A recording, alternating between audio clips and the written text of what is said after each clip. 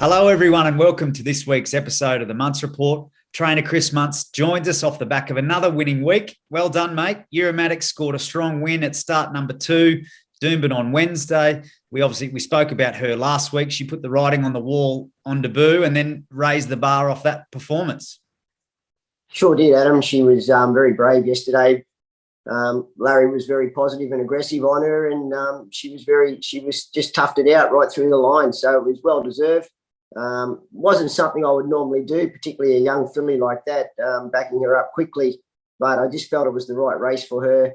1350 fillies and mares, and she was fitting well. So I was glad it was able to work the way it did. Yeah, well done, and well done to the Hancock's Bloodstock team and connections. Obviously, she's a bargain buy, $8,000 purchase, and the ownership group's already got almost $50,000 in the kitty after just 2 starts. So it's a pretty good start to her career for them. My word, and look, that's one thing that Shelley Hancock's has always been able to do is find good value, and she's done so once again with this nice filly. Yeah, well done. You also had a win in the Unibet Punting League last week, tipping us all into Masked Crusader. So well done there. And looking to back it up this week, you've gone for Animo in the Caulfield Guineas, looking to redeem himself there, and then Head of State in the Spring Champion. Talk us through those tips. I think I'm just an Animo fan. I just think he's a lovely animal, and probably as good a galloper as I've seen for quite some time. And I wasn't too disappointed in him getting beat the other day, and he'll go down there. He hasn't drawn very well, but good horses seem to overcome difficulty, and I think he'll be given obviously a good ride by Ollie, and I like the horse. So he's going to be short odds, but I think if he can get to his bit of true form, he's certainly going to be hard to hold out. Okay, and the Head of State's also in form? Well, he is, and I just you've got to follow good jockeys and good trainers, and I think that's sort of with McDonald and Waller, they're always hard to hold out. Very good. Well, if anyone wants to follow Chris's tips, there you can find them in the vault for all the Unibet customers out there. And there's also the Facebook page for the Unibet Punting League, so you can get involved there. Also, all a bit of fun. Well, good luck to your tips on the weekend, and hopefully there are more winners in store over the next 24 hours. You've got a big team heading out to Ipswich today on Thursday when we're recording, so fingers crossed for all involved there. On the racing front, you had Rhapsody Rose sort of penciled in to head down to Sydney. You wanted to make the trip, obviously, if she drew well, but unfortunately came up with a visitor's draw there, 10 out of 10. And what's next for her?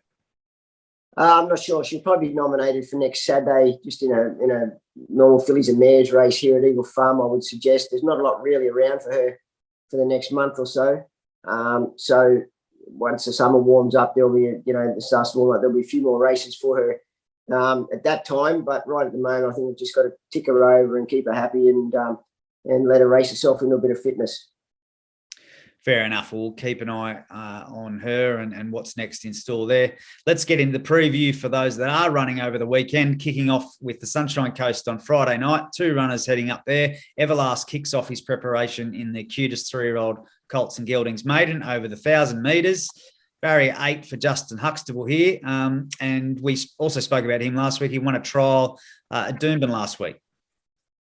Yeah, he's a nice horse, this fellow. He's a little bit of a lad. He knows he's a colt, but he's got loads of ability there. So, if he jumps and races tractably, he's certainly going to be hard to hold out. He's quite a nice horse. He's had 3 trials purely for education purposes more than anything else. And he's ready to go in the races. So I just hope that he behaves himself when he leaves the gates and does everything right. And he should figure in the finish for sure.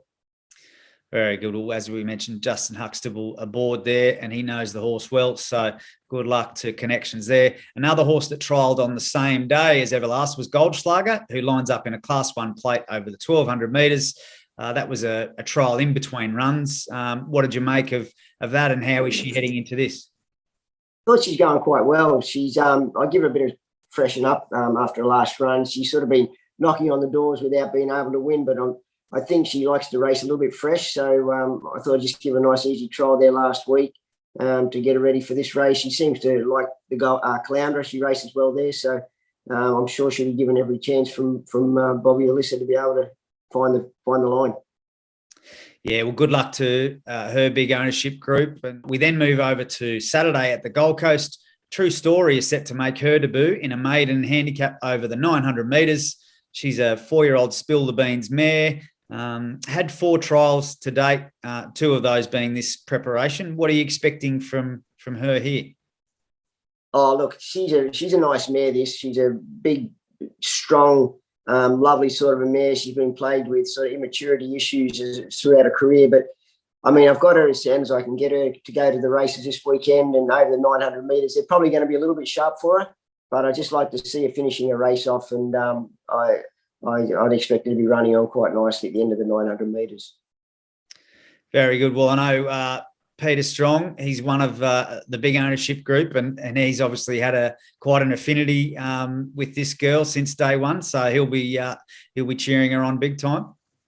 Yeah, for sure. And it was good for Pete to be able to he actually found this filly, and we've had to be patient with her, and hopefully we can see something to be rewarded with there on Saturday. Very good. Well, good luck to everyone there. Obviously, exciting time ahead of her debut. We then move over to Shooting Roses, who's back to the scene of her Gold Coast win 2 starts ago in a Class 2 handicap over the 1,200 metres, barrier 5 for Tiffany Brooker. And she drops back in grade from midweek metro level last up. What did you make of that run? Yeah, I don't know what to make of it. I mean, that was the day that they were all getting out wide and running on, and she was in front on the fence, which probably, as strange as it seemed to be for Doomben, it wasn't the place to be on that day. So I've sort of got to put that run out of my mind and just go back to her when she won there at the Gold Coast, and she raced on speed and it was very tough. So I've got no reason to think she won't do that once again this weekend. Okay, well, yeah, obviously 1 from 1 at the track. So good luck to everyone involved there with Shooting Roses. Saturday at Eagle Farm, the one runner lines up here in the impressive last start winner, Southern Stock. He's entered for a benchmark 75 over the 18 and 5 metres. Steps up in grade here, obviously off his very impressive win, and he's had a trial in between runs also.